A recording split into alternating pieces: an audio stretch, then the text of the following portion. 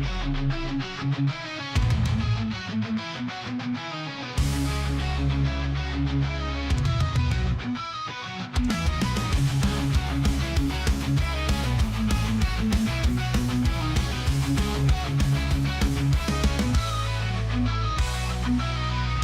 lost in darkness, searching for light. Every step forward feels like a fight. Shadows of doubt creep in my mind, but I refuse to surrender. I must find a way to rise above the pain, to overcome, to break the chains. My existence is a test of will. I won't be broken, I'll stand still. The weight of the world crushes me down. Fear and uncertainty all around. But I deep find inner strength to face the trials length by length. A way to rise above the pain, to overcome, to break the chains. My existence is a test of will. I won't be broken, I'll stand still.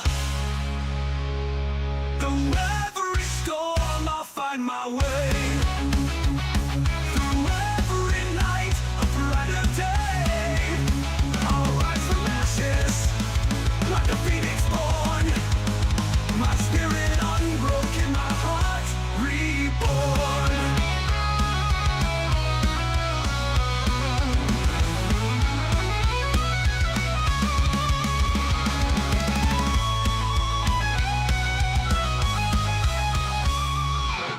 I've walked through fire and emerged scarred, but wiser, stronger, and unmarred.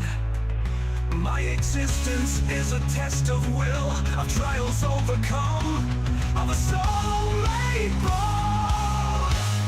The way of the world, above the pain, to overcome, to break the chains. My existence is a test of will. I won't be broken, I'll stand still. Oh, made bold. Through every storm, I'll find my way. Through every night, a brighter day. I'll rise from ashes like a phoenix born. My spirit unbroken, my spirit unborn.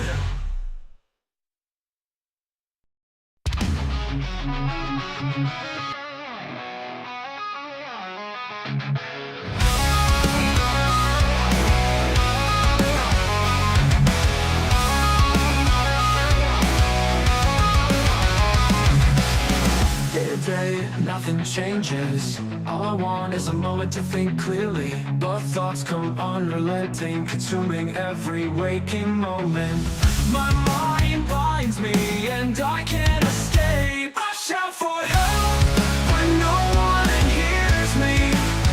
One day I feel I'll just disappear. Lost in this chaos, I'm searching for Hey, greetings and salutations, everyone. Welcome to the Dirt Sheet Radio NXT Post-Show Rewind. It is June the 17th, 2025, and I am hearing my echo. Mm-hmm. I'm not sure who I'm hearing that through. I'm wondering if it might be CJ. Hold on real quick.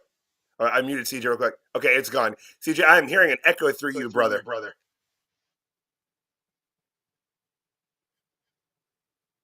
Yeah? Yep, still hearing the echo. Yep. But I can't hear you, CJ. Mm-mm.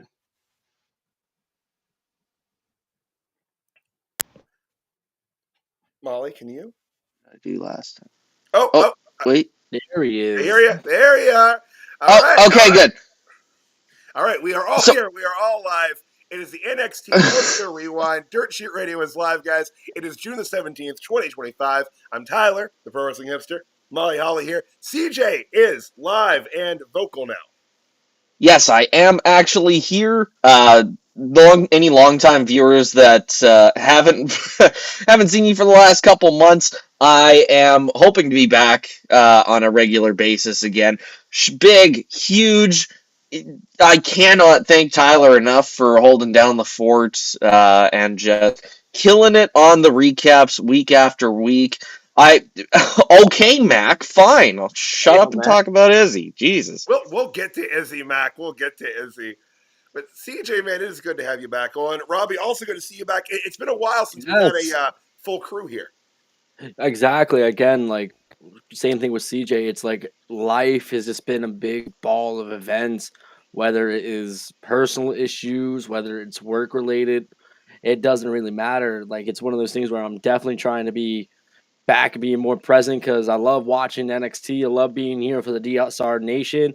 I did make my return about a couple of weeks ago for the Bash of the Beach 96 for the WCW boys. As our boy Mac is down there in the comments.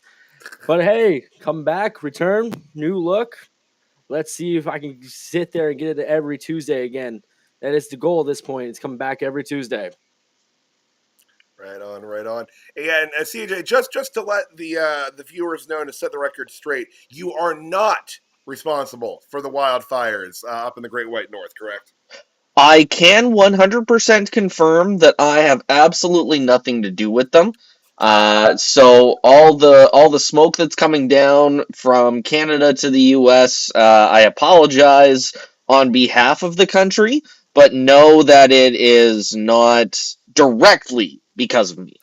Much like Snitsky, it's not your fault. That's what I'm hearing. Mm-hmm. That's what I'm hearing. I also, just since we want to talk about Snitsky, I don't have a thing for feet. Just want to put that out there. Fair enough. Fair enough. I don't know that anyone was questioning that necessarily, but Oh, I'm sure there was somebody out there that watches DSR and is like, that motherfucker CJ really has a thing for feet. I guaranteed. Like, if I gave off those vibes, it wasn't what I was going for. that aside, is there anything that you do have in common with Quentin Tarantino?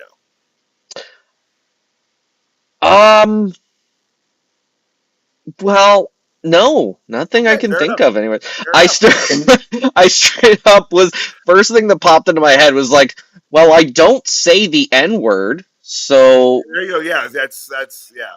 Not gonna play. But guys, we do have a lot to get into. They jammed a lot of content into 2 hours. Mm-hmm. But before we can get rolling here tonight, I do have to give the shout out to the us on the web. That is Comic Book Click.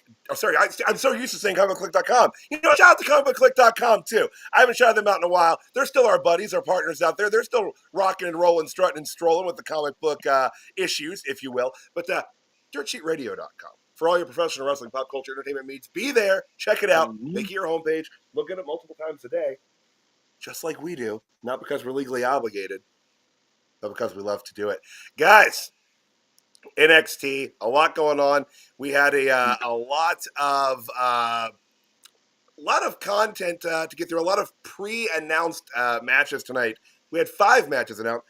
That is unfortunate for Gene Snitsky that all went that way for him. That is. I think his teeth did eventually re-whiten though, didn't they?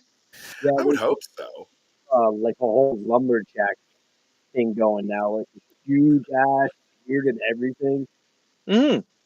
He did get back in his teeth into shape. It's just now he's got more of a lumberjack beard now. Like it's long as hell, like hair growing. But heading into tonight's program, we had 4 eliminator matches that would determine the 4 women going into the Fatal 4-Way next week to determine the number 1 contender for the NXT Women's Championship at Evolution. And then we also had in 6-man tag action, Elijah Briggs and Inamura taking on, well, it was advertised to be Casey Navarro, AJ Francis, and Trick Williams. But as we will find out a little bit later tonight, Casey Navarro was not in ring shape. And also tonight we had advertised that Blake Monroe would be signing her NXT contract officially. But yeah, with so many matches on the docket tonight, we pretty much had to open straight into that. We had a quick little recap of last week, and then bam, we were straight into Thea Hale taking on Jaida Parker. Jaida got jumped by Thea on her way to the ring. Here's Thea jumping the bell. The bell. Woo, my Appalachia came out there. But Thea jumping the bell here, not indicative of something a face would typically do, but Thea is small, spry, and she is a grown-ass woman, so she's going to do what she wants to do. Solid match here between the two.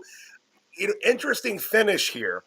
They had Thea repeatedly getting the Kimura locked onto Jaida Parker, and she had it while Jaida was standing, and Jaida tapped out to the hold, but out of the referee's view. And upon feeling the tap, Thea released the hold, thinking she won. The referee actually, looked quite confused at that, and then this led to the opening. Jaida hit Hypnotic, got the 1, 2, 3, and she moves on to the Fatal 4-Way next week, 9 minutes, 13 seconds. Gentlemen, what'd you think of tonight's opening match?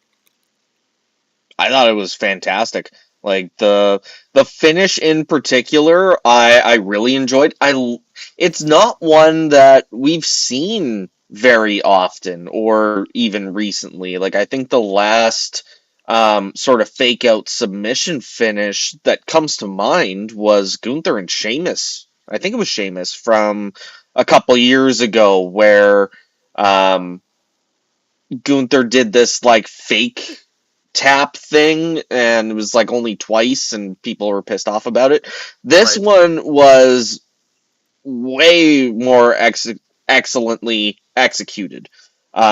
Great match. I only wish that Thea Hale had like more of a renewed purpose since coming back to NXT. Maybe it's just not happening yet, but maybe soon, hopefully. Well, I mean, she survived the cuts, so I mean that's a good sign at least. You can only survive cuts for so long. That's true. Isn't that right, JTG? Hey, there was an entire Twitter account that was just tracking how long JTG had been under contract. But Robbie, brother, what do you think of tonight's opener? I agree with both of you. As I was trying to get in and out because I was switching the devices up for my NXT, for what I got to see, it was a tremendous match. It was back-to-back. Thea Hale, like CJ said, they need to renew her purpose. Honestly, I would like to see her back in Chase U in some sort of capacity. But what a great way for that finish to have Jaida Parker create more heat on herself. We haven't seen a fake tap out in a long time. Usually we see them when the referee's knocked down and stuff like that. But we have never seen it to where someone like Jaida sits and taps out of the referee's view. Now, it also gets the fans pissed off because at that point, they're going to be like, what the hell? This referee needs some more training classes because he needs to be in position for that tap out because he wasn't really in position in that Kimura. He wasn't really checking to see what was going on. But it was a wonderful way to capture more heat on Jaida Parker, who has a bright future in NXT. Can't wait to see what's more out of her for next week's Fatal 4-Way match. And also, I also want to point this out before we move on. The Eliminator matches, it sounds like this is a little thing out of Tony Khan's AEW playbook here with the Eliminator matches. I did notice that a little bit. We've never seen WWE call their matches like this. They typically call them qualifiers, not I'm not eliminators. really sure if Eliminator has been used as the verbiage on these before. No, I don't recall either. I think it's like Robbie said they usually or was it you that said it that they usually just call them qualifying matches. Yes. And now this Fatal 4-Way next week, is that like an elimination style Fatal 4-Way, or is it one fall to a finish? As far as I'm assuming, it's one fall just because they've used the vernacular fatal. But I mean, God knows they could always change that up sometime through the week or next week. But I would honestly prefer it to be elimination. Gosh, just give them about 18, 20 minutes of next week's show and just let them go with it. But But I'm assuming, oh goodness, there went a cat. I'm assuming there's going to be a fight? Nope. All right. But it looks like Celeste is following Ziggy that way. I just think of Joey Styles screeching, "Cat fight! Cat fight!" If ever it happens directly on camera, I swear I will give it that response. But I assume that it will be one fall to a finish. Okay. Yeah, I agree, though. I think it should be an eliminator match, or an elimination match. See, this is why they shouldn't use the term eliminator, because then it's like, what the hell is going on? Right? There's words. Oh, goodness. But anything else on tonight's opener, gentlemen?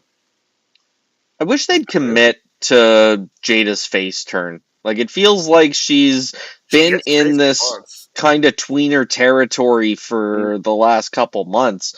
And it's kind of like you said earlier, like, Thea running in to attack Jaida during her entrance, definitely more of a heel tactic, but and she does get good crowd reactions, but the finish was still very much a heel finish. Like, she pulled some deceptive tactics and got away with it. And I don't know if they know what the direction for her is right now. No, and she's not getting booed for cheating or being deceptive or anything. She's not, which to me is just quit trying to force it. And just, I mean, the Miss Parker chants to her entrance theme start as soon as the music begins. And it's consistent. She is, very, very over, not just with the Performance Center, but with, when they're on the road, she gets a positive reaction too. Yeah, so I don't know. I don't know why Sean is determined to try to make her work as a heel, but I'd say just pull the plug on that experiment and just, let her be a babyface. Just let her be a babyface with an edge. She can, be a babyface with a baseball bat. There's nothing wrong with that. Yeah. Worked for Sting. Exactly. And for the cheating tactics, it worked for Eddie Guerrero, so it could work. There's ways to make this function. They just need to quit trying to actually make her a heel. Just let people cheer. They want to cheer. But all right, moving on through the show, we were back to the backstage. We had Josh, Briggs, Yoshiki Inamura, and Elijah back there talking about their upcoming 6-man tag later tonight. Fun, quick little segment here. I just imagine just kayfabe that during these segments, Kevin Owens is at home just absolutely like losing his mind over Elijah being on TV. Yep. Just him, I knew it! Like... Well, and it's like, I think we got the video, like, there was a YouTube video that said Elijah FKA Elias, and it's like, yeah, that in itself would validate Kevin Owens, but the fact that he still shows up week after week doing the exact same shtick, I don't know. I think I would love to see Kevin Owens come down to TNA and interact with Elijah that way, or even NXT. Yeah, I mean, he doesn't. I know. Gosh, he's going to be out for a while from injury, but like he can yell at some people, jaw at some people. I'm sure. Yeah. But so this segment was one of those kind of really 3-part segments that was all just lumped into one. Real quick, I just want to address Mac. I do agree with that. You've got to do something different with Thea. She was just very naive and green. I mean, that was her character in Chase U. And, if she wants to be a grown-ass woman, I guess she does need to be a grown-ass woman. Now, the question I have then for Mac with this unpredictable personality that he wants for Thea Hale, I look at unpredictable personality, and the first name that really comes to mind is Tatum Paxley. Now, are we talking about that kind of unpredictable personality? Because I feel like we're treading water with Tatum right now. Yeah, I don't know. They're trying to get something going with her, and we'll talk about that later in the show. But yeah, ever since they basically released her stablemates. Mm-hmm. She hasn't really had much to do. No, I mean, we are still in the early days of whatever is going on with her and Izzy Dane, but I don't know. Is it bad that I feel it's kind of already, like I'm already bored of it? They'll figure something out with her. I hope so, Mhm. because I do, enjoy me some Tatum Paxley. Oh, yeah. As the guys were all hyping each other up for their match, we had Obafemi. Actually, did Hank and Tank walk into the scene first? Yeah, Hank and Tank came in first. Mm-hmm. They also got Briggs and Inamura all hyped up, and then Oba came in, and then Hank and Tank congratulated him on his match last week. Yeah, this was one of those, and then Trick Williams came in and he stared down with but there was a lot going on here. Mm-hmm. they jam a Too lot much. into these segments. You know, with the talent roster depth that they have, got to get them on TV somehow. Mm-hmm. Yeah. I mean, at least get Mac, at the end of the day, that is all I care about, is just the acknowledgement that I'm not wrong. That's what gets me through the day. Hey, Tone. NXT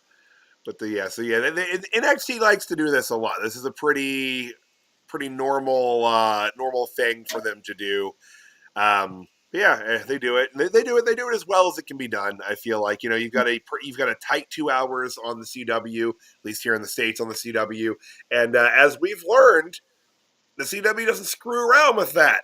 10 o'clock, it's over Yep. because it's news. It goes to local news here, and local news doesn't play. So, so after that, we had a quick little vignette hyping up Blake Monroe's contract signing later tonight. Very kind of mid 1970s, like Bewitched kind of little animated spots, which I kind of enjoy. I've always been a sitcom junkie, so it harkens back to some of the older ones I watched when I was a kid. But yeah, as people have pointed out over the week, it's very similar to things. I like, because it's different than what anybody else is really doing right now. NXT, but yeah, it's what do you guys, real quick, last week when the name change officially came out, I was spitting into the ether about it last week, but what do you guys think about the Ooh. change to Blake Monroe from Mariah May? I'll kind of reiterate something I said last week and then shoot to you guys on it. I understand it sounds like she chose Blake because of her niece is named Blake, but I really feel like Mariah Monroe, if you're going to change the name, Mariah Monroe, I would have liked better just because it sounds alliterative. I like the alliteration. It sounds kind of like a Stan Lee character that way.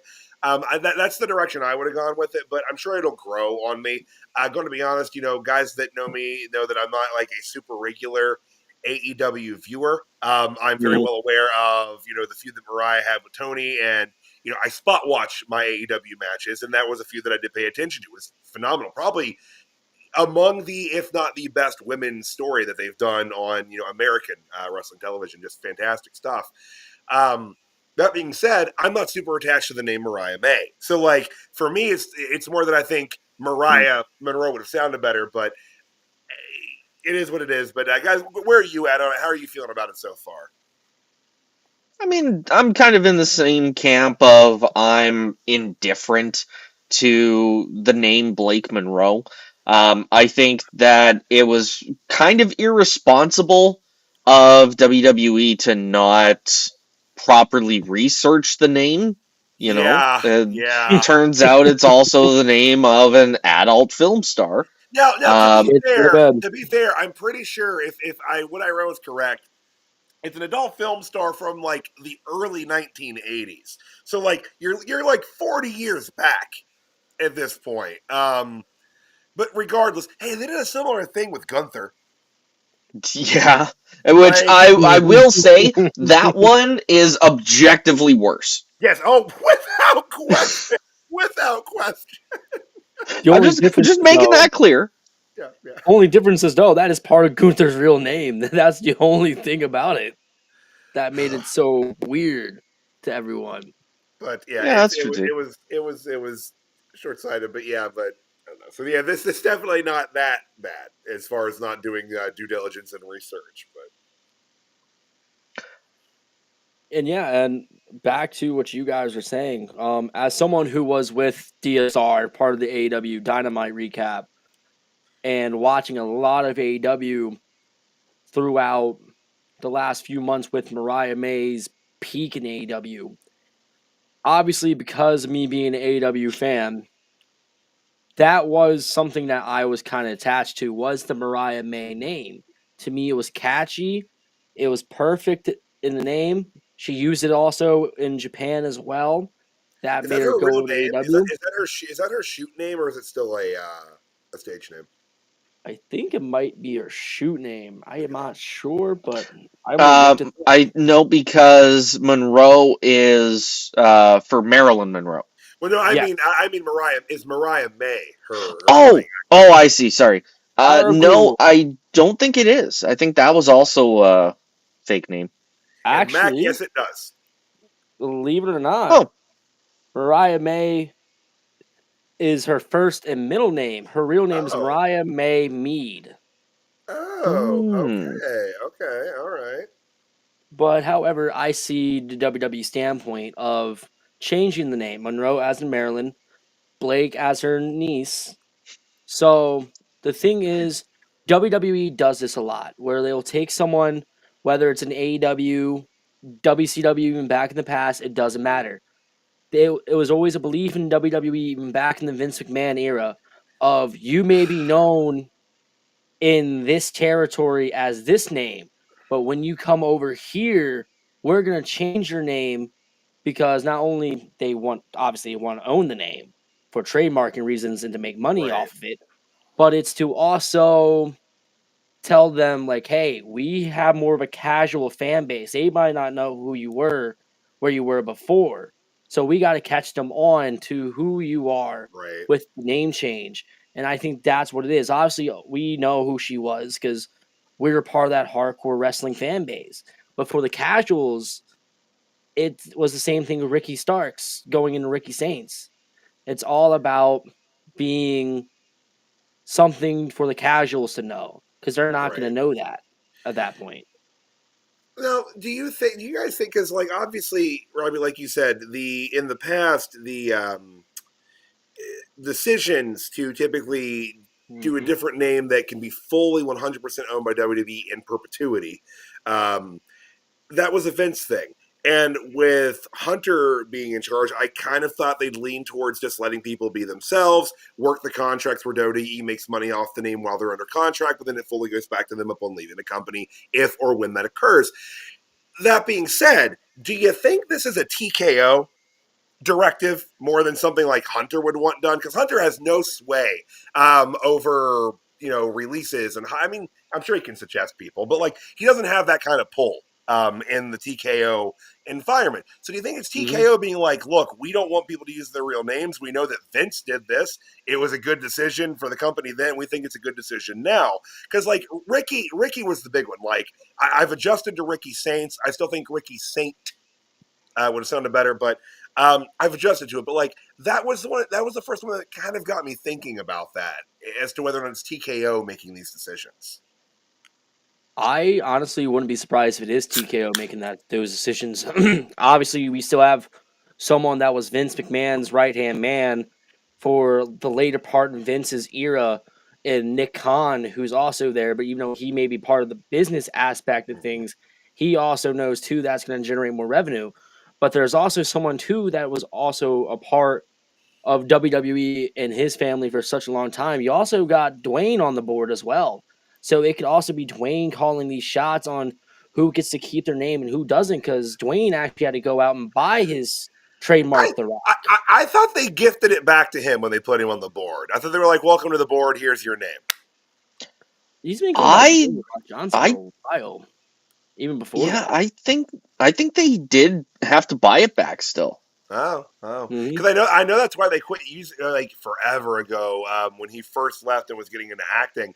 I know that's why they quit using it after a point on movie posters because they had to pay to put Dwayne the Rock Johnson on there. So movie studios were thrilled as soon as they Mhm. could just put Dwayne Johnson on there. And like I said, my younger kids didn't know that Dwayne Johnson was a wrestler. They only knew him as an actor, Mhm. and they were shocked upon first hearing that Dwayne wrestled. Like, well, it wasn't that long of an initial run, and some could argue it was overhyped, but that's not a conversation for right now. Mm-mm.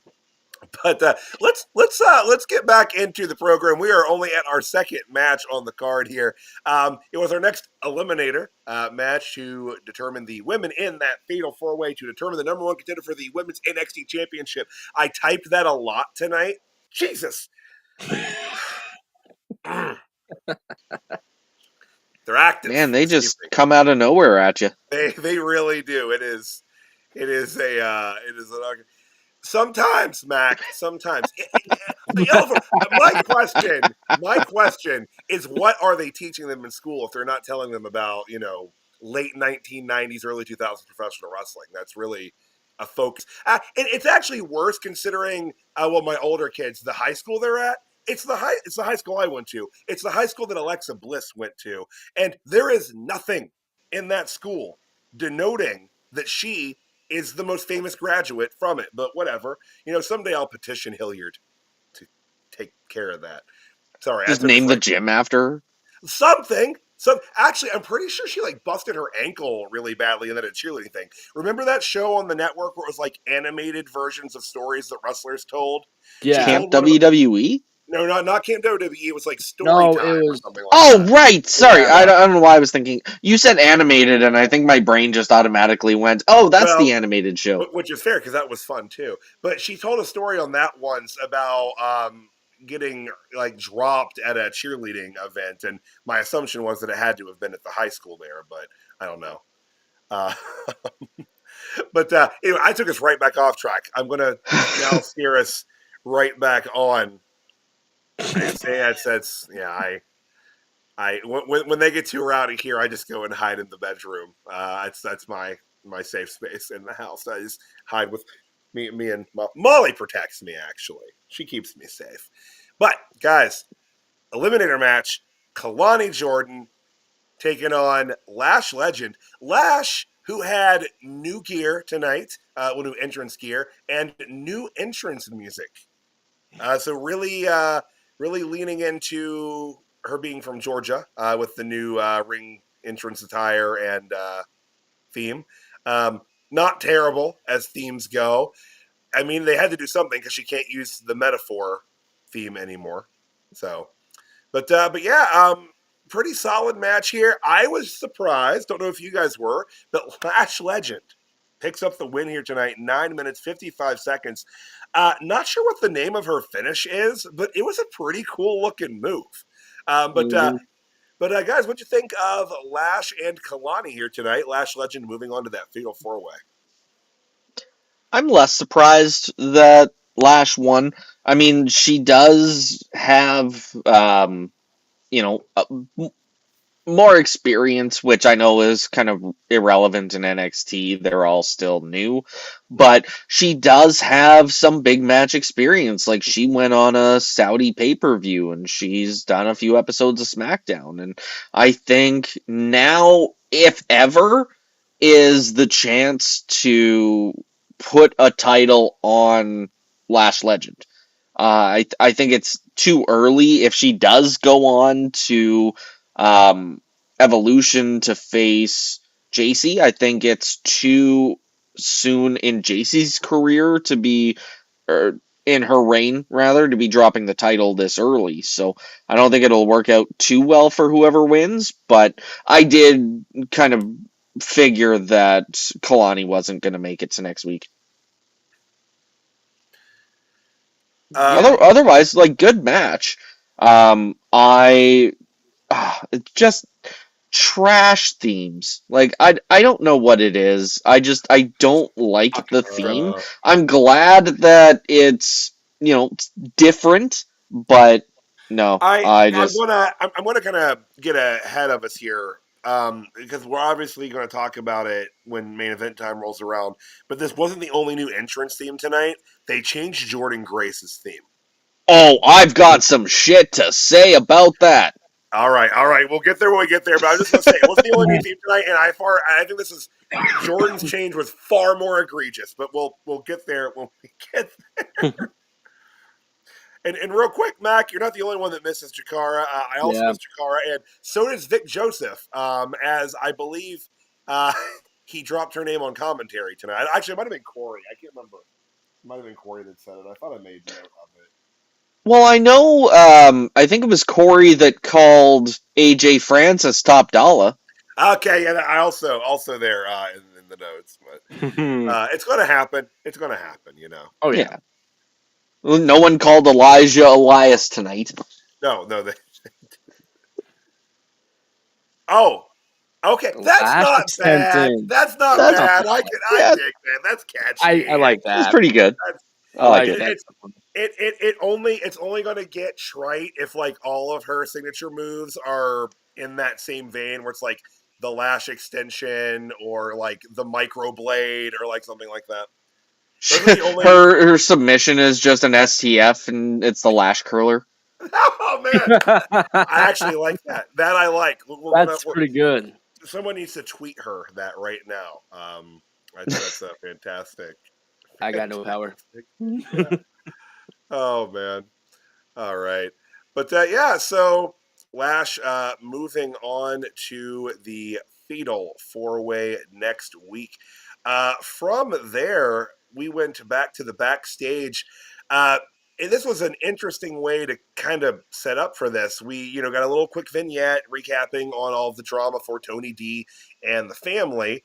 And then we had Tony D'Angelo being really annoyed that Luca Crucifino was just showing up to the arena tonight, and then Tony said, "See you in the ring," and we went to a break and came back with Tony D out there in the ring, and he talked about everything going on, all of the trials and tribulations that the family has gone through.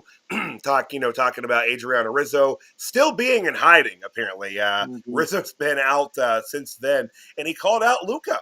And this is just, continuing whether or not he can trust Luca.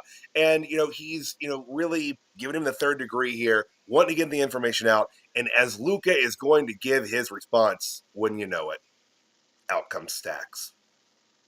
And Stacks had some goons with him. This led to a bunch of physicality. Luca inadvertently pops the Dawn, and Tony D still unsure as to whether or not he can trust the lawman, Luca Crucifino. Guys, what do you think about the continuing drama here with Tony D, Luca, and Stacks? Whether or not Luca is with Stacks or Tony, where is Adriana Rizzo? How are you feeling about this angle right now? I am loving this angle. This is one of my favorite things that's been going on in NXT for a long time since they pulled the trigger on Channing turning heel. I definitely think it won't be surprising if they have Luca pull the trigger too on Tony D'Angelo, because we got to start showing that now, since Channing technically did beat Tony at Battleground. That was supposed to be a resurrection or a crowning of a new dawn of NXT. They probably would have Luca go ahead and turn on Tony and fake Tony out with the whole thing of that he's saying that he's not with Channing, because we got to start seeing that Tony is starting to lose power within NXT as a Don. So I think a great way to do that is have Luca turn. Now, where Rizzo is, I don't know at this point. No one knows. But at this point, it's got to be more of a build to showing Tony's vulnerability that will eventually get his payoff on reclaiming what was once his. And at this point, we need to start seeing more people align with Tony as well, because we still don't know who Tony's got. CJ? Yeah, I mean, I'm interested to see where Luca fits in with all this. It did feel like they played it off well um, as an accident. And Mac, I was actually just about to say they mentioned later on in the show that Stax has his own consigliere. The implication in the moment was that it was Luca, but I think they're gonna save that reveal for later down the road. Um, but as far as this segment went, I thought they told a good story. I part of me was like, is he gonna come out with 2 dimes? But no, he's still signed to AEW. A soaking wet 2 dimes. Finally crawled out of the river. It took him a while. He's not a great swimmer, guys. It took him a while to get out there. It's, it's like the time frame between Halloween 4 and 5, where Michael Myers is just like laying in a water cave for a full year, apparently. But from there, backstage, we had First Class, AJ Francis, and Casey Navarro speaking with TNA champion Trick Williams, who they've been running around with, helping out. And AJ was breaking the news to Trick that KC wasn't good to go here tonight. And Trick was angry. Trick was confused. Why are you just telling me this now? The match is up next. And he revealed that, hey, I found a replacement. So it's going to be Wes Lee. So, Trick and Wes kind of acknowledged their beef here. But, heel's going to heel. And they kind of made it clear that they'd be able to get along for this match tonight. And they chanted money, money, and which I expected to be money, money, yeah, yeah, because I'm still conditioned by crime time. But guys, real quick segment here, kind of explaining the change in lineup for the match. What'd you think of the segment here? Well, I mean, I hope if he is actually injured that it's not a too terrible of an injury. You hate to see it either way, but I think Wes Lee was a great substitution in this match. Are we talking about the match Not yet, yet. or just because I think this came next, didn't it? We have one more segment before the match proper. Oh, okay. Yeah, no, I think even just the suggestion of Wes Lee teaming up with Trick Williams. Last year, 2 years ago, I would have thought they would have made a great team as faces. Now I think they would make an awesome team as heels. Like, good on Wes for putting High Rise together. Like, not only did that give Igwe and DuPont something to do week after week, because I genuinely was scared for them for a little bit after their debut. Not only did it give them something to do, but it really helped bolster Wes Lee's heel character. I think that Trick has been tremendous as a heel, and adding Wes Lee, a good bona fide TNA alumni, and bona fide NXT star, great choice. Yep. Oh yeah. Wholeheartedly. I mean, the segment itself, it told the story. Honestly, I was bummed out to hear that Casey wasn't going to be in the match. I'm actually a huge Casey Navarro fan, so I was kind of bummed not to see him in the NXT ring again tonight. But Wesley, as CJ said, what a wonderful way to replace him. Wesley is a phenomenal talent. Plus, love the story of how he said, I know TNA better than anybody else in this locker room, because it's true. Wesley was with TNA for a good bit under the Rascals with Trey Miguel and Nash Carter. So it's like, it's one of those things of, and well, Zachary Wentz. But however, I think the only thing I didn't like, I get it, it's heel. One thing I haven't been able to stand in wrestling as of late, it's Trick is a heel, Wesley is a heel. We don't need to see them apologizing to each other. If anything, they should have started creating a little bit more tension, since now that Trick has got the TNA title on his shoulder, that everybody should be eyeing it, including someone like a Wes Lee. Not, oh, I'm sorry, and then, oh, it's all right, it's all good, water under the bridge. I'm like, they could have went without that part of the segment. Yeah. understand. I don't know. I didn't mind it. I think in terms of long-term storytelling, there is reason to suspect that Wes and Trick wouldn't get along. So, for any fans that pay attention to that, it's good for, just putting a bow on it in a Yeah. sense. But all right, and actually, CJ, I was wrong. There are actually two quick segments before the match.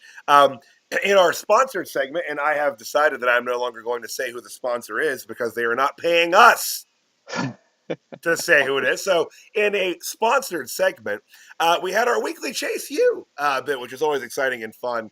And yeah, so Kale Dixon and fourth generation superstar Uriah Conners, they were there on time and early, and Kale seemed to have a question going unanswered, and he kept trying to get it answered, and eventually this led to an inevitable torrent of cursing from Andre Chase in his direction, and then he and Uriah sadly walked out. What do you guys make of this? What's going on here? I mean, it's not even like it's the first time that he's been sworn at by Andre Chase, so I don't Right. know why that was the straw that broke Kale Dixon's back.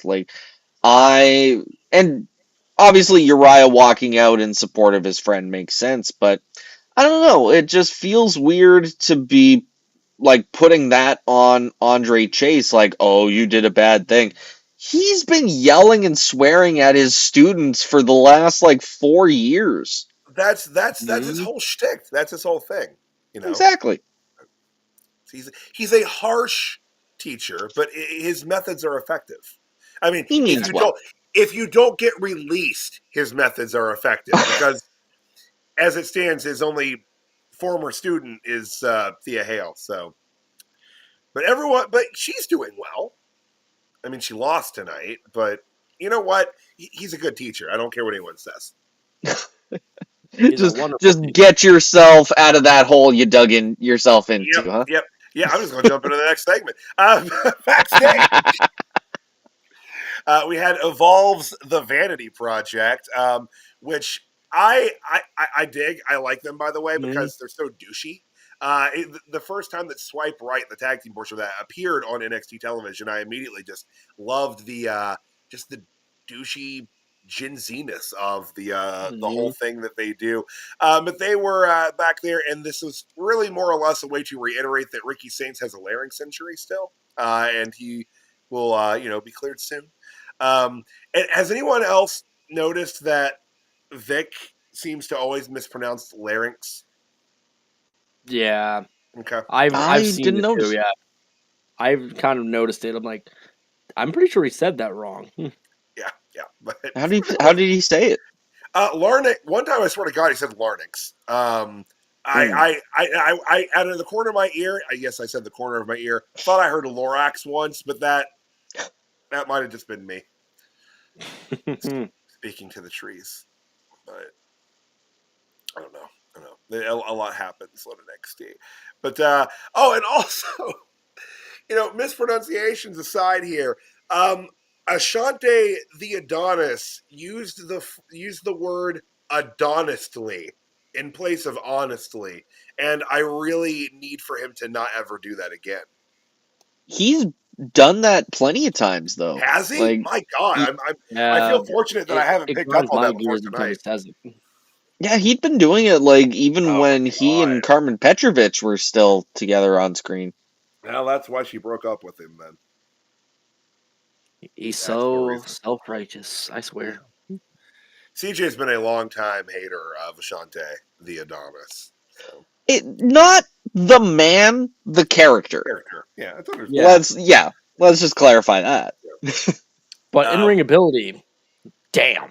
He's good. Oh, yeah. Very good in ring. He's just such a swarmy guy. But ahead of the break, we had, I almost said Mariah May. Blake Monroe arriving at the Performance Center to sign her contract. And then, hey, we had Elijah, singing his way to the ring. Crowd into it. They're always happy to see Elijah Elias. Josh Briggs, Yoshiki, and Inamura making their way. Also a pretty solid response. And apparently I missed a couple picture uploads here. I don't have... there we are. Okay, got the high rise. I don't have... Where's AJ? There he is. But I want to say, if I were to wrestle, I would probably dress like AJ Francis. I admire the courage it takes to wear shorts over pants. Yeah. I can do it. Yeah. I didn't even notice, or rather, I didn't really connect that that's what he was wearing. Like, I noticed his outfit, but I was definitely like, man, shorts on top of pants? Yeah, that is fucking stupid. Yeah, it was a choice. It was a choice. Oh God. But yeah, fun 6-man tag. Pretty chaotic as to be expected. I think the biggest piece of news coming out of this was that one, the faces went over here, which means that Yoshiki Inamura was not going to have to apologize profusely to Josh Briggs tonight. But Inamura got the penning Trick Williams. Which would have some implications they would talk about later tonight. But gentlemen, what do you think of this 6-man tag and Inamura breaking his losing streak? This was a really fun match. I very much enjoyed this match.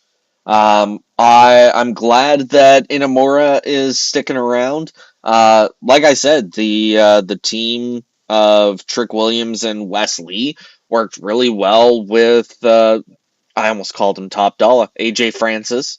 And this was a really good showcase for the heels as well.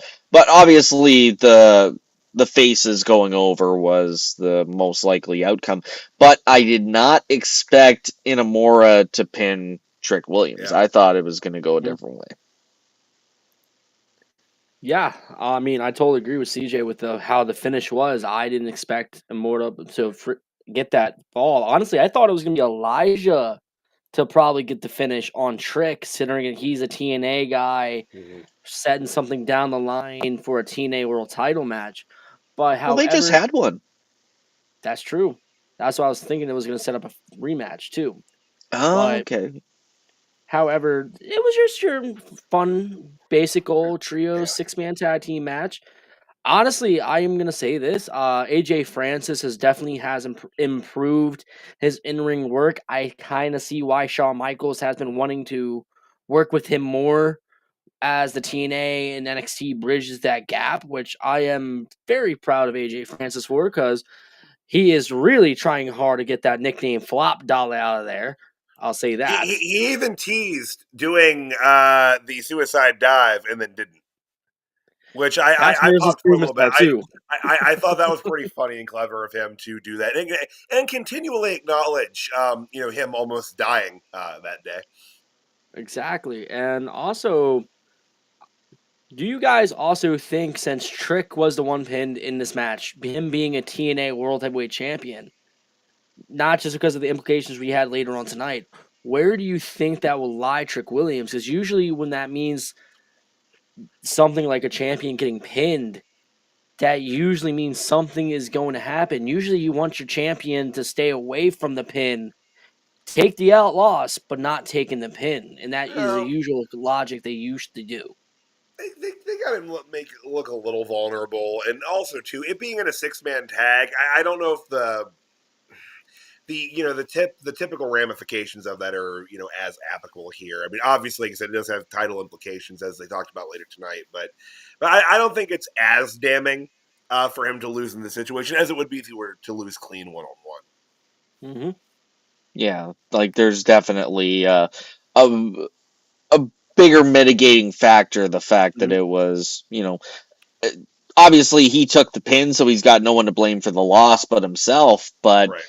The fact that he went into the ring with 3 other guys, instead of just one. Yeah, but definitely TNA title implications playing out differently than I thought it would. Right. As well. Yeah. But all right.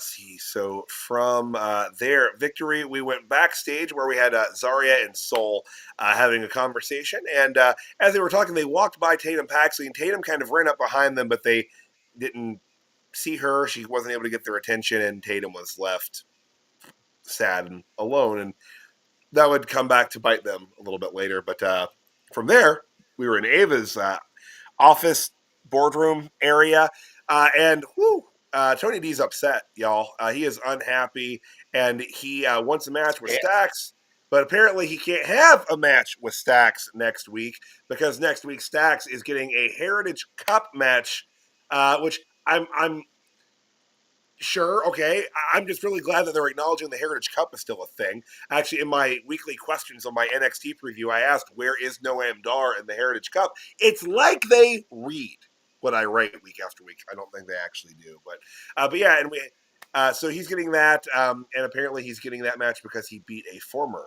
Heritage Cup champion in Tony D. And yeah, as CJ said earlier, this was set up by Stax's legal counsel, which Luca is still maintaining is not him. But yeah, so next week Stax is getting that title shot. What do you think they're going to do with that? You think they might pop that Heritage Cup off of Noam Dar, who hasn't been on television since winning it? I mean, I see the logic. I hope that it's not a bad sign of things to come for Noam Dar, but I can definitely see them crowning a new Heritage Cup champion next week. For me, I won't be surprised if they were to do that for Channing, but I also won't be surprised if they keep it on Noam Dar, because honestly, that's all Noam Dar's got now. Yeah, he doesn't true. have the metaphor, and honestly, he's really the one who's really brought the NXT Heritage Cup more into the mainstream audience of the casuals ever since NXT UK was absorbed by NXT, and that's all Noam Dar really has.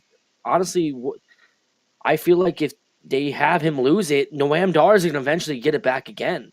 He mentioned he had it already, 3-4 times already? I think this is his fourth exactly cup ring.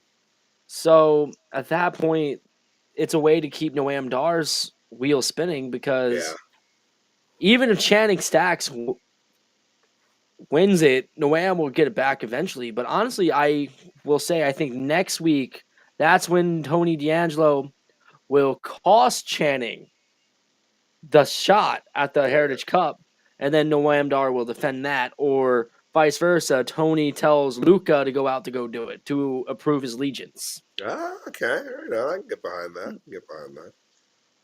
Could be. But all right, the third eliminator match we had on the card tonight, we had Zaria with her good friend and the North American champion, Sol Ruca, made their way to the ring to take on Izzi Dame of the Information Bush, or the Culling, as they are actually called on NXT television. And this was going pretty well for Zaria until Tatum Paxley ran down to the ring and hugged Sol Ruca from behind. This startled Sol. This distracted Zaria, which led for the opening. And Izzi Dame, Mac's favorite woman wrestler at NXT, Izzi Dame, getting the win here tonight and moving on to the Fatal 4-Way next week. 8 minutes, 21 seconds. Tatum very apologetic for what occurred. But yeah, nonetheless, apologies don't reverse referee decisions. And Izzi Dame going onto the Fatal 4-Way. What do you guys think of this? They seem to be putting a lot of steam behind Izzi Dame, kind of pushing her more into a prominent figure in the Information Bush. I mean, she was the one that decided that Brooks Jensen was to be kicked out of the group. But what are you guys feeling here with this?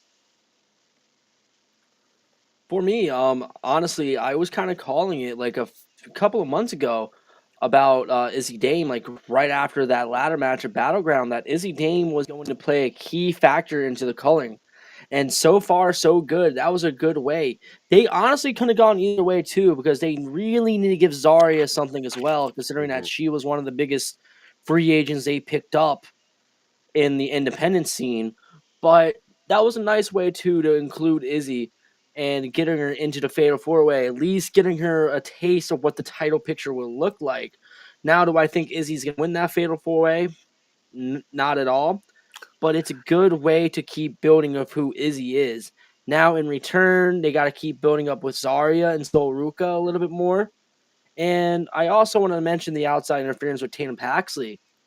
I believe Tatum is honestly, I was looking at it the other day when I first saw all this, and then it kind of confirmed it tonight. She is a lot like Daphne in some ways from the old WCW and TNA, and I just can't unsee it. The mannerisms of what she does, it's like she's been watching old Daphne films and taking that into her character, and it just reminds me a lot like Daphne. That gothy, that creepiness, that whole thing that Daphne used to have. I see that behind her, and it's actually, I kind of dig it on it. But otherwise, again, fantastic match otherwise. Zaria hasn't had a single bad match, in my opinion, yet in NXT. Izzy Dame, she's already clicking as well. There's more to come out of these two talents. For Zaria fans, don't lose your hopes. Eventually, she's going to be back in the NXT Women's title picture, and that's for sure. Yeah, I thought it was a solid match as well. Again, not the result I expected. I did think that Zaria was going to wind up going forward in the Fatal 4-Way match. But I do still like the story that they're telling with Tatum Paxley and Zaruka. And yeah, I wonder if it's going to come into play with the Fatal 4-Way match next week. Like, I know neither Sol Ruka or Zaria or Tatum Paxley, for that matter, are in the match, but it all feels like it's part of the same story in a way. Yeah. Mm-hmm. So they have to have Tatum in somewhere. She's too talented not to use her on television week after week. But yeah, they did have a little segment furthering this later this evening. But yeah, CJ, I gotta agree with you too. This wasn't the outcome I expected. I had Zaria moving forward through this match as well, but they seem to be, feeling that Izzy's clicking here. And Robbie, I agree with you. I think Izzy is doing a good job in this role. She's not the most talented in-ring performer they have at NXT, but she's solid. She's got a good base there. Mm-hmm. But my goodness, she's really getting good at the character aspect of what she's doing. And again, I've said this before, I never thought I'd be like really heavily on board for something that Sean Spears is involved with, but he's doing a good job too. But I do think that I feel like she's starting to eclipse him in this. I don't know if that's by design or if that's just kind of happenstance that she's gaining more traction as kind of this cult leader character than he is. But kind of like when Jaida Parker joined OTM. Yeah, exactly. And honestly, too, and you look out of the main roster, Rhea Ripley outshining everyone in Judgment Day, including Damian Priest, to a point where Rhea was the one leading Judgment Day. Yep, yeah. So I mean, there's definitely, this is not the first time something like this has happened. I feel like it's starting to go that way for them as well. But yeah, solid stuff there. But from there, back to the backstage. We had Briggs and Inamura soaking up the win that they had tonight. And Briggs explaining to Inamura that he's probably due to get a TNA title shot now since he pinned Trick Williams. And Inamura said that, well, if he is to be given a TNA championship match, he would award that to his friend Josh Briggs, whom he came back from Japan to team with. And his dream is that Briggs wins the TNA championship and then Inamura himself wins the NXT championship. And Briggs agreed that would be bigger than winning the tag titles. But yeah, I don't see it happening though. No. I really don't. I feel like the way everything's building. No offense to this wonderful tag team. Believe it or not, Josh Briggs is starting to win me over the past few weeks with his in-ring ability. I think that's one thing I was having issues with. But when you look at it, Trick versus Josh Briggs, Trick is going to outwork him 100% into that match, kayfabe wise. But in my opinion, what they're going to do is, I honestly think Trick Williams is probably going to be losing that title to, most likely, in my opinion, it's going to be Mike Santana.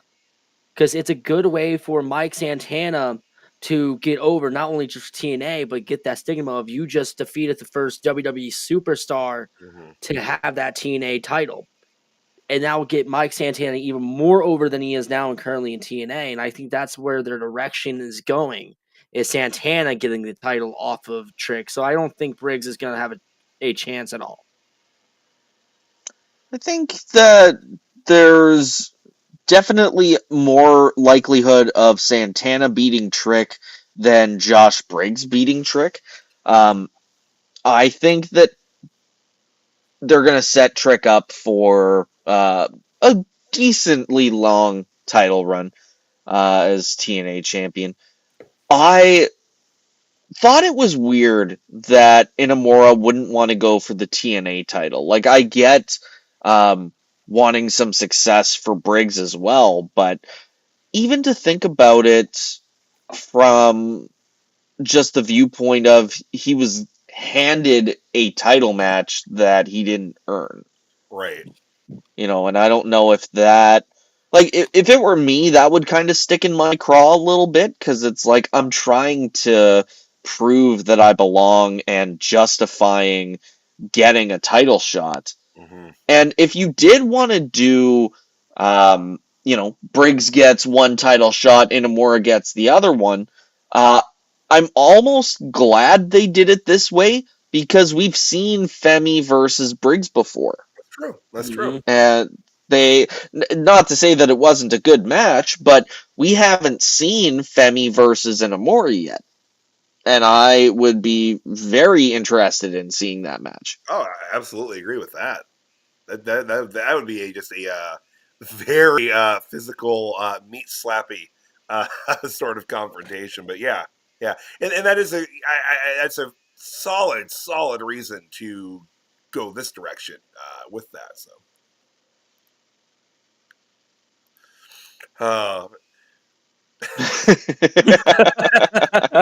Hey, what's wrong with being bald, huh, Mac? Oh. It's not Sean's fault he's getting old. Damn. I've said this before. He is years away from having been the heartbreak kid. He is now the heartburn guy. It's where he's at. But hey, where's the Prozac? But back into the ring. It was main event time. Our final eliminator match to determine the last spot in that fatal four-way to determine the number one contender for the NXT Women's Championship. Lola Vice and Jordynne Grace. All right, CJ. We hinted at it earlier. God, Jordynne Grace. fucking new entrance music. damn it! Why? It's not like you had Jordynne Grace be like, my music just isn't working for me anymore. Like, somebody had to be like, we have to get rid of her music because we don't own it. Yeah, like, I don't know if it just became like a licensing thing, and Jordynne isn't a big enough star to do what Cody Rhodes did and mandate it in her contract. Also, shout out Mac. I love the good bald. Mark Briscoe, definitely good bald. Ricochet, bad bald. But getting back to Jordynne Grace, like, it was still, it's one of those money-making decisions that really turns my stomach about the TKO era of WWE. Like, I get that you are a business and your point is to make money. But when you look at the strength of the US economy right now and you look at how many people are so close to the poverty line or living in poverty, they're not going to be able to spend their money on WWE Right. when you're pricing that tier of class of living out completely. Right. And I get that, you know, I don't know. I'm just of the belief that if they want to grow their base, they can't be pricing people out. Right. And like Max said, a wrestler's music is a huge part of their presentation. Jordynne's music was perfect for her. They even Like, took the siren away. that was the thing that pissed me off the most. Like, even if you wanted to change the music, keep the siren. That was such a, like, as soon as it hit, you knew it was Jordynne Grace. Yeah. And now, like, I genuinely heard the music and was like, who the fuck is this? Like, over the last couple months that I haven't been on DSR, I've kind of fallen in and out of watching wrestling on a weekly basis. Big Mama Pump, a great gimmick. And I was like, okay, maybe this is someone new. And then Jordynne Grace walks out, and I'm just like, oh, those motherfuckers. Like, they can't keep getting away with this. No, it hurt her reaction too. I felt like she usually gets a much bigger reaction from the audience, and I felt like the new theme definitely hurt that. I mean, again, they'll adjust, but just why? I don't understand it. Why did she get Death Rebelled? Yeah, in all honesty, I'm also gonna add this fact too. You could have just had Adam Jones from Tool do it. He did it for Penta and Phoenix for $1 fucking. If you wanted to change the damn theme, you should have went to Adam Jones because he knows what these wrestlers need. Damn it! Imagine Right, that Adam Jones for Jordynne Grace's theme song. Imagine that. Well, and I remember the Def Rebel contract I thought was coming up at the end of the year. It can't happen soon enough. No, like 2024 end of the year. Oh. I think they're renewing them. I honestly think like, I hope this was just a 1-year option that they picked up and that it's gonna expire and we never have to curse Def Rebel's name again. Like, but I remember talking to someone about this on the DSR Facebook page. There has to be someone, and I'm not saying Jim Johnston because everyone and their mother will say Jim Johnston, but there has to be someone out there who understands the importance and the connection between the portrayal of a wrestler's character and what the music can do when it's utilized properly. Yeah. Def Rebel is not that person. Yeah, like with Mina Shirakawa in AEW, she came out to new music that immediately got backlash, and mid-match, Tony changed it in not even 10 minutes. That's how easy these decisions can be made. And obviously, I don't know how things actually work backstage in WWE or AEW's music departments, but it feels like they've had enough bad backlash that, like, if Triple H can hire back Ron Killings, he can fire Def Rebel. Now, the reason why I say I think they're going to resign them back is now I'm even hearing that UFC is going to start taking some copyright music away from their fighters, and they've already asked Def Rebel to do some themes for their UFC fighters. So I think we're cursed with Def Rebel for a while. If Def Rebel wants to go do UFC, cool. All the power to them. I don't watch UFC. Right, stay the fuck away from wrestling. But I do. So sorry, Rob. But, Jordynne Grace may have gotten Def Rebelled, but she did also get the win. here tonight. Yes. 8 minutes, 37 seconds. Hits beast mode for the 3 count. Great match between her and Lola. This was really one of the ones that I thought could go either way, but I'm not entirely shocked that they keep Jordynne Grace in that main event picture. Mm-hmm. I hope so too. Like even if she gets bumped up like Stephanie and Julia did, one, I think she would dominate on the main roster. But two, even if she does stay in NXT for a considerable period, I think she's going to have a hell of a career. Yeah, agreed. But back in the backstage, we had Zaria, Solruka, and Tatum. Zaria, understandably upset. And Soul defending Tatum, saying that she didn't mean to cause that sort of distraction. Zaria is basically towing the line of, well, that's all good and well, but I'm not in the match next week. Tatum just wants friends, guys. That's Poor it. Tatum. Yeah, I feel that.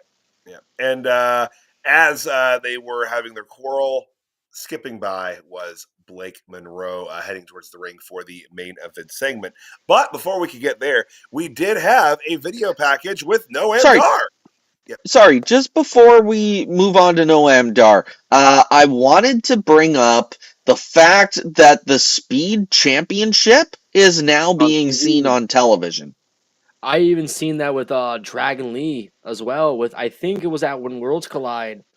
They actually had Dragon Lee carry the Speed Championship out there, and I was like, "Oh my god!"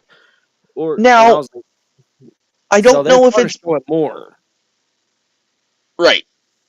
And I don't know whether it's because Worlds Collide was on YouTube, and now Soul wasn't carrying the Speed title when she walked out. Mike Rome made no mention of it, but here she is backstage carrying the title. So now I'm even more confused as to what the rules with the Speed title being on TV is. I mean, maybe they're just like, look, we have to acknowledge it. Maybe they're aware that everyone makes fun of the fact that they never acknowledge it. It's so dumb. And just Triple H is like, I'm tired of reading all the things on the net. So that's my best guess. But yeah, they do acknowledge it now. So yay, Twitter title. But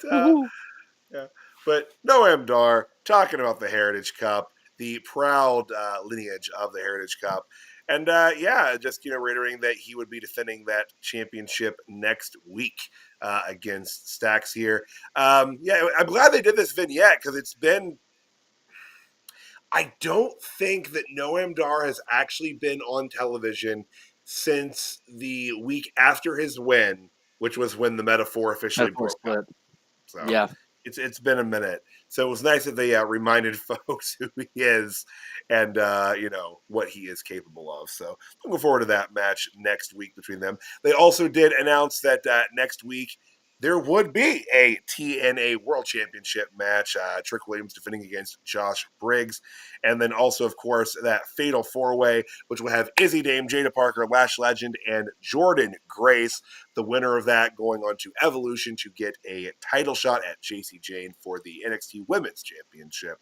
That takes us into the main event segment, which had a contract table in the ring, Ava, and then out came Blake Monroe.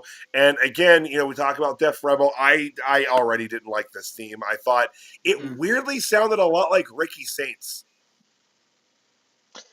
I didn't I remember the gist of the theme, and I figured because, like you said, Tyler, it reminded me a lot of the Bewitched era of TV shows, and it gave me that sort of nostalgic feeling, and I don't know if that's what they were going for with this, but I didn't hate it as much as Jordynne Grace's. Fair enough. But So I guess they're going with glamorous or was it the glamour or the glamorous? Was it the glamour? It was the The glamour, wasn't it? glamour, The I think. It's glamour, the glamour. It Blake was Monroe. it's the AEW gimmick she had, the glamour. Okay, so we're just rolling with that. But yeah, she's kind of the promo you cut when you're signing your NXT contract. They all kind of say the same things here. It's good to be here. It was always my dream and goal to be in WWE. I'm going to be champion. It's going to be more glamorous around here. Sign the contract, and out comes NXT Women's Champion Jacy Jayne with Fatal Influence. And the two share some unkind words.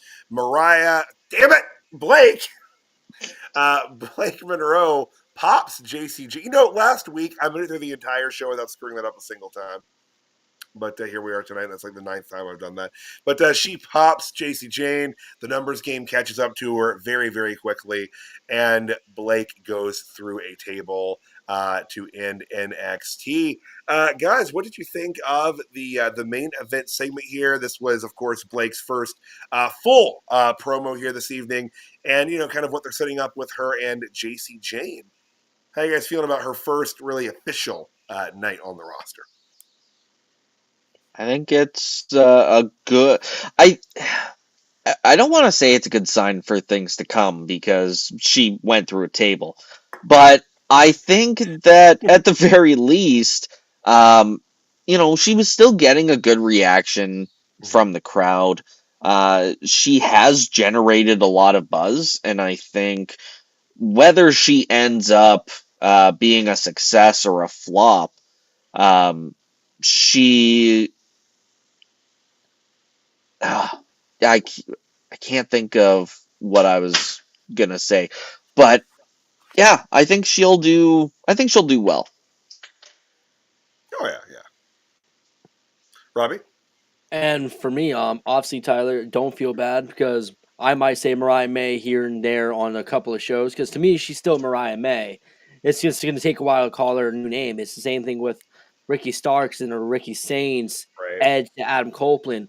After getting knowing a name for a while, it's difficult to say the new name change right away. But however, it was just your typical cookie cutter contract signing that WWE is used to doing.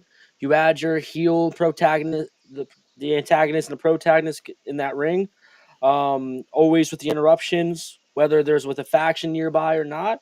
But this is definitely going to lead to, in my opinion, eventually Blake Monroe becoming NXT Women's Champion. Now, do I think that they're going to have JC lose the title at Evolution? No, I do not think so. I think whoever wins that Fatal 4-Way, unless you bring Jordynne Grace into the mix, at least there's a little bit more unpredictability there. But however, eventually you're going to see Monroe take that title off of Jacy Jayne for sure because Monroe is now the newest biggest star in that NXT women's division, and it's all rightfully so. Everything she did with Toni Storm in AEW was phenomenal. You had even Caesar going after everything with Mariah May. We were all loving what she was doing in AEW. So seeing that will be great. And honestly, putting her through the table, do I want that for someone's first full official night as being on NXT? No, preferably I want the big baby face to come out on top just for that night. Just like let you know I'm like, hey, I'm here, but I ain't going down without a fight. But I understand it. You gotta build a storyline now for that NXT Women's Championship of putting her through the table. So before everyone, because we all know the IWC is gonna be pissed about it. Oh, I already read Maybe- Dustin's comments that Exactly. people were like, "Oh, she's buried. They buried her already. Look how they're burying her." It's just like, you guys are idiots. They have one comment and that's literally it. Also, whenever anyone gets released, it's the same people going, "Who?" Right? Yeah. It takes time to build a storyline, and plus building a new character on top of that. Yes, it's essentially the AEW character with a bewitched twitch, but however, it's going to take time. You even seen Rusev. Rusev is back in WWE, and they're still giving him time to build that Redeemer character from there. Yep. It's all about establishing of who that character is to form an identity for the casual fans and for hardcore wrestling fans to understand of who Blake Monroe is. Don't lose hope, everyone. IWC, I don't care if you torch me. She ain't buried yet. You can come after me. I don't care. I will die on this hill.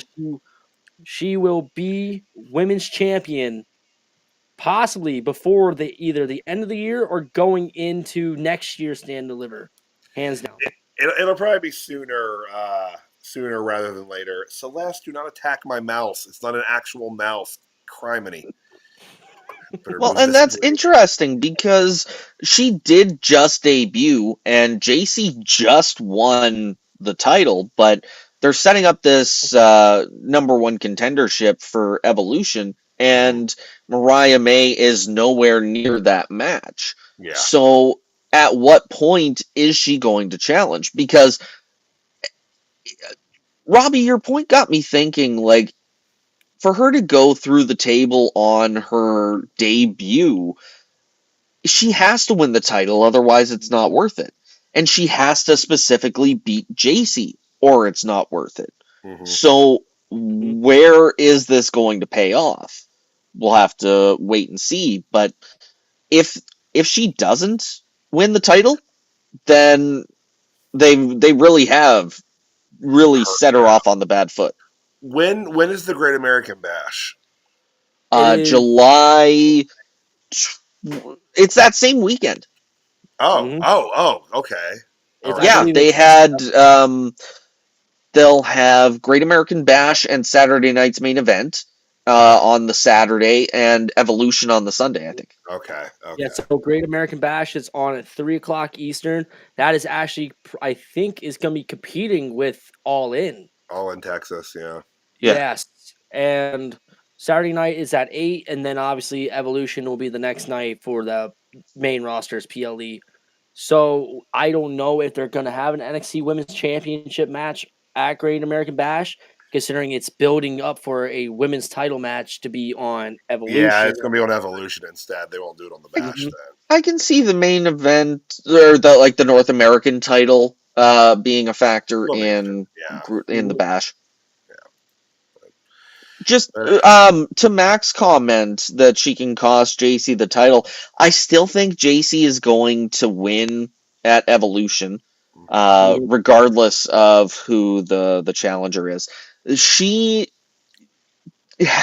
Well, and I mean, the first thing that was said about JC is that she's the most beatable champion, and they've been focusing on that in these pre-packaged or these packages, and I don't think that she's going to lose this quickly because they've been focusing on that so much. Mm-hmm. So I think it will be JC winning at Evolution, but whenever she faces, I almost said Mariah, whenever she faces Blake Monroe, yeah, that's going to have to be the time. That, and I also think, too, that JC doesn't matter, even if Jordynne Grace is in that match. There's so much speculation going on right now on the rumors with the IWC and the dirt sheets right now saying Jordynne Grace at this point is going to get called up to the main roster at any time now. Mm-hmm. That's the thing. If Jordynne Grace wins that NXT Women's title, she won't be called up to until she loses it, and you need to have her have a solid reign because she's Jordynne Grace. So in order for her to be able to go to the main roster with Roxy and Julia and Valkyrie, is you have to have her lose and be able to be going up. Honestly, to me, I think she's already ready to be pulled up to the main roster anyway, and that's the thing. And it's her time for being the main roster is literally ETA, to be determined at this point. It's going to be soon. Probably sooner than I would even anticipate, considering they just gave her new music. So, yes. Yeah. Awful new music. But, all right. Guys, that's NXT in a nutshell. So I think it's time I think it's time to talk about tonight's jobber of the night. I have a sad horn. There it is.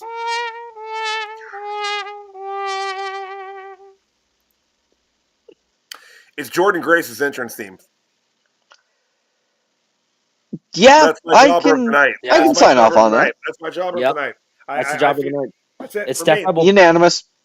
Death Rebel.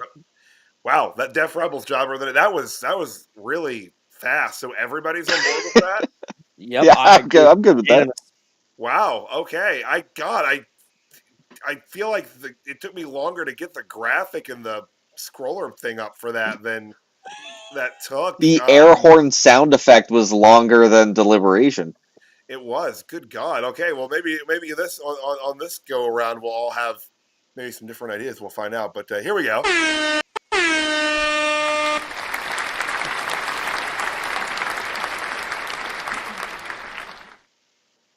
CJ, who is your man? Well, my megastar of the night is Jordynne Grace. I don't know. Sorry?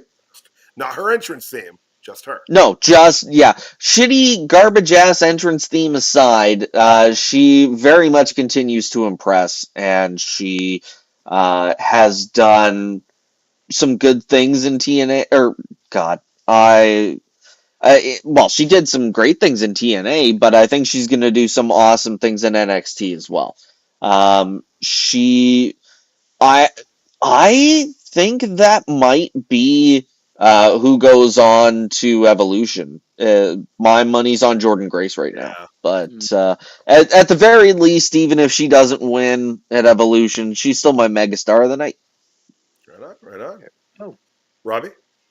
For me, my megastar of the night, it's going to go to the woman who basically took NXT by storm at this point. The whole night was centered around her, and it's Blake Monroe, aka Mariah May. I don't care. I'll call her Mariah if I want to. So essentially, I loved of how they presented her for the last 2-3 weeks that she has now been on the roster, and then building up to her official night. Despite going through the table, which does send off a story to tell between her and JC. The whole night was surrounded by her. That's how it was. Everything from the beginning to the start, it was talking about Blake Monroe's contract signing. She's walking the red carpet. She's picking an outfit to wear. They were advertising it the whole night. She was the star of the show, in my opinion. And she did deliver of how it was. And honestly, too, I think, too, there's believability when she said it was her dream to come to WWE. Because there's been photos that have been surfacing all over the internet of her being at WrestleMania 32. And saying, one day I'll be wrestling at WrestleMania. So, Blake Monroe is the megastar of the night, and that's because she literally took the whole show by storm.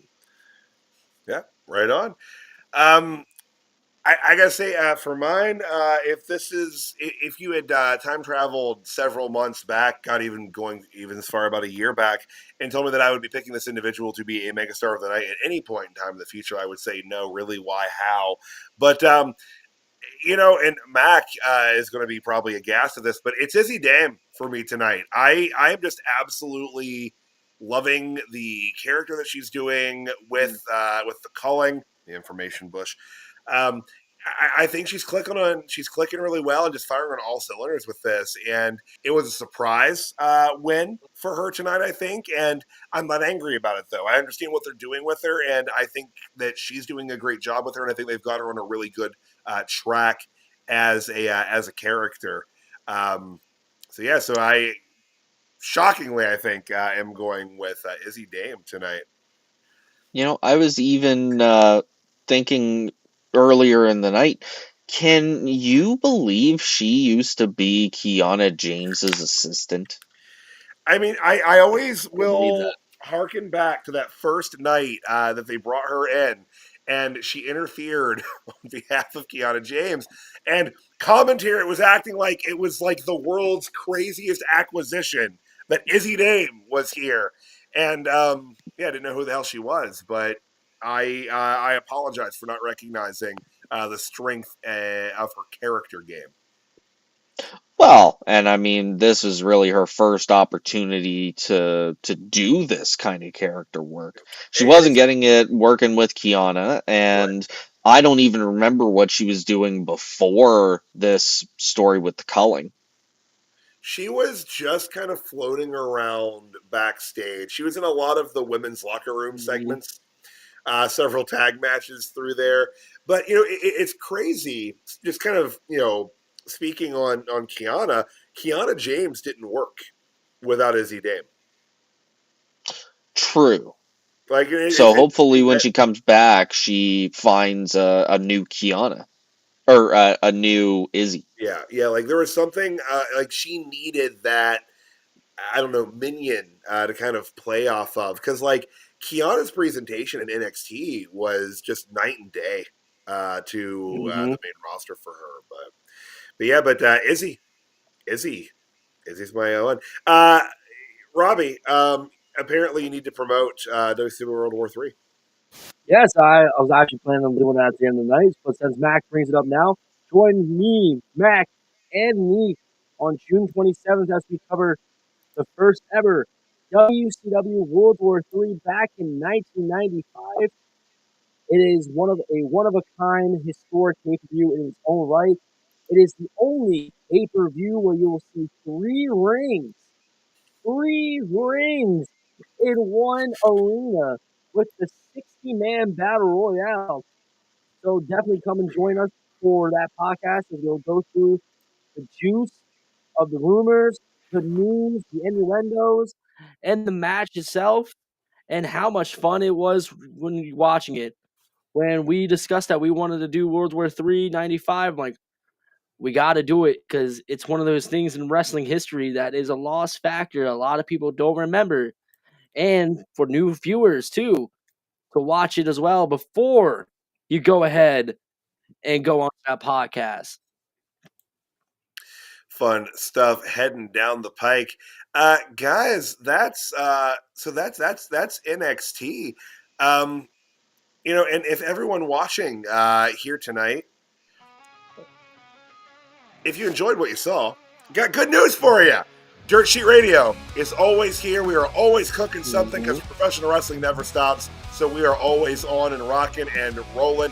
We are typically here Monday nights for Raw, obviously Tuesday nights for NXT. Wednesday nights, you can check out the Dirt Sheet Radio flagship program, which usually also includes their breakdown of AEW. 2 shows for the same price. 0. It's all free, guys. All of it. Thursday nights is our sister program, the TNA Impact Rewind. And then, of course, Fridays are for Smack Sound. On the weekends, you've got 3 hours long.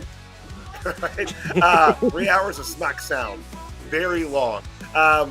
But on the weekends, when CJ and I can, and now we've got a wicked time difference between us here, but when we're able to, we like to bring you the weekend wrestling roundup and breaking down the news and the week as we see fit. But then every Sunday, we've got the 3NT crew breaking down all of professional wrestling and looking good while they do it. Gentlemen, CJ, when will we see you next, and where can the folks find you? Well, I'm hoping to be here more on regular Tuesday nights, like I said at the top of the show. So we'll see. Maybe next Tuesday, should be next Tuesday. But looking forward to jumping back into the weekly wrestling roundup with you as well, Tyler. But TBD on that. Well, hell yeah, Robbie, where can the folks find you? Honestly, guys, you can always find me on Facebook. I'm always going on to commenting on the DSR posts as much as I can. And also, guys can catch me, as I mentioned earlier, on the WCW podcast we have every once a month. It is a fun time to be there. The three amigos, the NWO with the DSR, Mac, Neek, and me. You guys can definitely check us out with that. And that's about it. You guys can go ahead and check me out there. You guys can go back to find my Instagram. I'm just not gonna keep saying that every time. That's just too much. Right on. And y'all, I'm Tyler, the Pro Wrestling Hipster. This is Molly, the long-haired Chihuahua. Follow Dirt Sheet Radio on all social media outlets. And then after you do that, after you hit that like, that subscribe, that bell, all that ish, give me a follow over on Facebook. That is the Pro Wrestling Hipster. Molly, it's rude to yawn when we're doing plugs. Oh, again. But guys, I think with that yawn, it's time for us to depart for the night. Dirt Sheet Radio will be back live tomorrow night, y'all. Thank you so much. We'll see you then.